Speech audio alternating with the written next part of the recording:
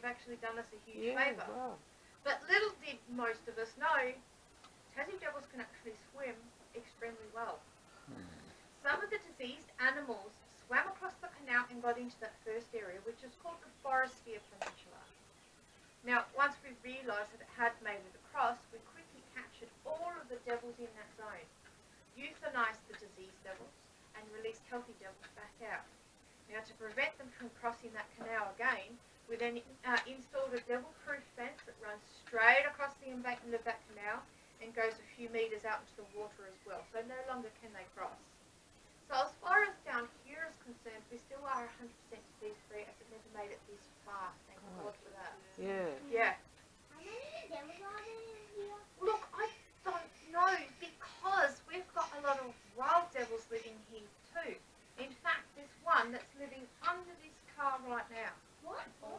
There. Oh, look at it. Wild devils won't come out and attack you, they're extremely shy, so, and he's sound asleep. Yeah, so he leaves me lovely little deposits every morning to blow it off, but yeah, the reason I know he's there, He's almost finished. last year I actually kept finding devil poop in here and I wanted to find out what was going on, so I set up a little night vision camera, and not only did we get this one devil that lives here, but we caught 5 different devils coming in to stir the female devil up in there. What? So the devil that lives under here is extremely old. So devils generally live to the age of 5. So it's a very short life. In captivity, give them an extra 12 or 24 months if they're lucky. So this one here, the wild one, is guesstimated to be around about 5 to 6 years of age. So he's showing huge signs of age. So this is why he's made this his permanent refuge. This one here, she turned 7 in March. Yeah. Now the oldest devil we had here sadly passed away last year at the age of 9. She almost doubled her life expectancy. Yeah. Which is really cool. So we must be doing something. Yeah, well, right. she looks really good, doesn't she? She does, yeah. She ate almost the whole thing, leaving the skin and hair. She will eat that as well. Okay. Yeah. Eventually. How does that one get there? So their markings is like our fingerprints. So each devil is completely different. The iconic look that you would see is the stripe on the front and the one on the back. Yeah, that's just the iconic look. But you'll notice that their stripes that they have are different shapes, sizes, etc. Now there's about 2% of the population born without any markings at all. Having a wash party. So she is demonstrating the most important thing a Tassie devil can do, and that is cleaning themselves after eating. Now, if they leave any residue or food on their face, all it takes is for another devil to come along, smell that food, and chomp. They soon realise they've bitten the wrong thing, but that's how poorly their eyesight is. Now she's saying her prayers. Thank you, devil god, for the delicious food. What? That's lovely. Yeah.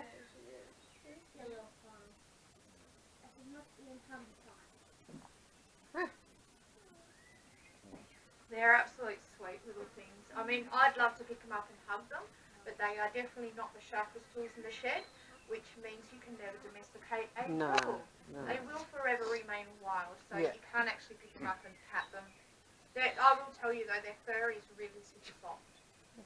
Their tails aren't so much. The tails are kind of wiry, very sparse. Now when we have to handle devils, we've got to pick them up by their tail. Now the reason for that is, if you have a look, she's got a humped back. As devils mature, the whole entire spine will seize up. So they can't actually manipulate their bodies to move around, they can't fight you. So the safest way is to pick them up by their tail. If the tail is cold, it is squidgy, so it feels like cold putty in your hands and it's wiry. Now the reason why it's squidgy is because they actually store majority of their body fat in their tail. So if they've got a fat tail, then they're very healthy. So you did all that washing for It's nothing. just- You have to yeah. wash again. You're still hungry, could do it first. Cutters are You're not that broken, smart. It's broken. What? Then how does it get Which devil? This one? He he goes finds something, he finds his own food. Yeah. That's a good question though. I don't think. And he didn't try just to jump in here and stay with him. They can't jump. They can't really Oh. climb.